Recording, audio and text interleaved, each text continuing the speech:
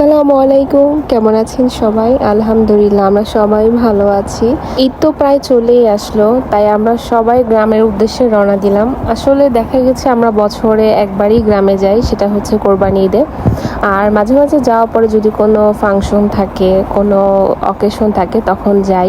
এমনিতে কোরবানি ঈদটা আমরা গ্রামেই কাটাই সবাই। ঢাকা থেকে আমরা অলওয়েজ সকালেই রওনা দিই, কারণ সকালের দিকটা দেখা গেছে যে রাস্তা খালি থাকে। আমার আম্মু আমাদের জন্য তেঁতুল মাখা দেয়, সাথে খিচুড়িও রান্না করে দেয় যাতে আমরা খাওয়া দাওয়া একটু করতে পারি। এদিকে যাওয়ার সময় দেখলাম যে বৃষ্টি হচ্ছে, আবার কিছু কিছু জায়গায় বৃষ্টিও হচ্ছে না। ভালো লাগছিল ওয়েদারটা, ঠান্ডাও লাগছিল আবার গরমও ছিল অনেক। কিছু টাইমের জন্য আমরা ব্রেক নিলাম, আমরা অনেকটা কাছাকাছি চলে এসেছি আর জার্নিংটা অনেক লং ছিল, যার কারণে একটু ব্রেকের প্রয়োজন ছিল। একটু ফ্রেশ হলাম আর কি। আর ড্রাইভারও একটু রেস্ট নিল কিছুক্ষণ আর কি। তো এখানে আমরা হালকা পাতলা কিছু কেনাকাটা করছি বাকি রাস্তায় কিছু খাওয়ার জন্য। তো রাস্তা দিয়ে যখন আমরা যাচ্ছিলাম তখন এত সুন্দর একটা দৃশ্য দেখলাম, মন চাচ্ছিল এখনই গাড়ি থেকে নেমে এখানে হাঁটাচলা করি, এত ভালো লাগছিল। আমি আসলে এগুলা টিভি বা আর্ট করতে দেখেছি, বিশেষ করে এই যে যে গাছটা দেখা যাচ্ছে বড়, এরকম টাইপের একটা দৃশ্য আমার বড় বোন আর্ট করেছিল। মাশাআল্লাহ, আমার আপু আগে খুব সুন্দর আর্ট করতো, সে খুব সুন্দর আর্ট পারে, এখনও পারে, আগের থেকে একটু কম পারে। নদীর পাশে খালি জায়গায় দেখলাম যে ভুট্টা শুকাচ্ছিল, বেশিরভাগই ভুট্টা ছিল, অনেক অনেক ভুট্টা শুকাচ্ছিল এখানে।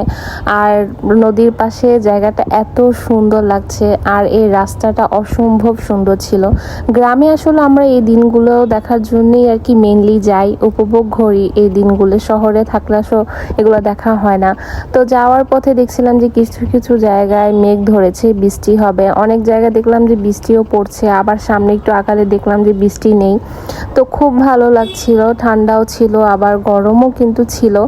তো খুবই ভালো লাগছিল। আর এই সিজনটা আসলে ভালোই লাগে, মেঘলা মেঘলা থাকে, বৃষ্টি বৃষ্টি ভাব থাকে। যাওয়ার পথে আমরা অনেকগুলো গরুর হাট দেখেছি।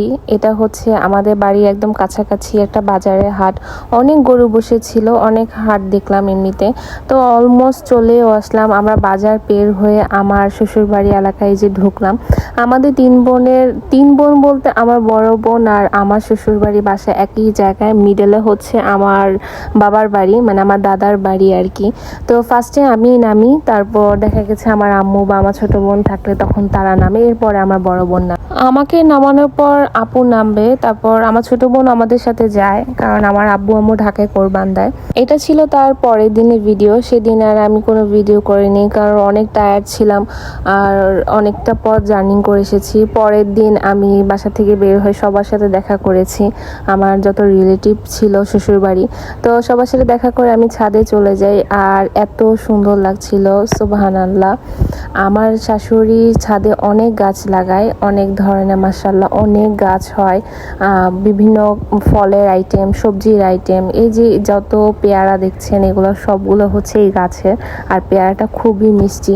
অনেক ধরনের ফল ছিল, মাশাআল্লাহ উনি অনেক সুন্দর করে এগুলো যত্ন নেয়। আসলে যারা গাছ পালন করে তারা জানে যে কতটা যত্ন করা লাগে।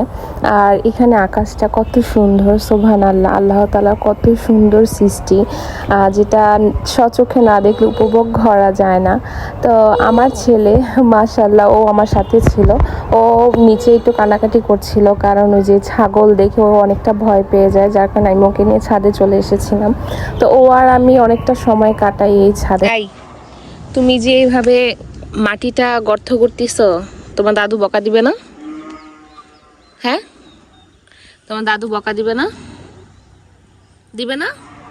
তুমি কি গাছ লাগাচ্ছ না মাটি দিয়ে মাটি লাগাচ্ছ? মাটি লাগাচ্ছ। মাটি লাগালে কি হবে? মাটি হবে। মাটি থেকে কি হবে? ফল হবে না ফুল হবে? ফুল হবে। ও মাই গড, মাটি থেকে নাকি ফুল হয়। বাচ্চারা মাটি পানি দিয়ে খেলতে খুব পছন্দ করে, ছোটবেলা আমরাও খুব পছন্দ করতাম কাদা মাটি দিয়ে খেলতে। আসলে শহরে এগুলো তেমন একটা পাওয়া যায় না, তো গ্রামে যখন দেখি খুব ভালো লাগে। এই তো আমি গাছ থেকে পেয়ারা পেড়ে নিয়ে আসি, সবাই মিলে খাবো। তো আজকে এই পর্যন্তই, সবাই ভালো থাকবেন, আল্লাহ হাফিজ।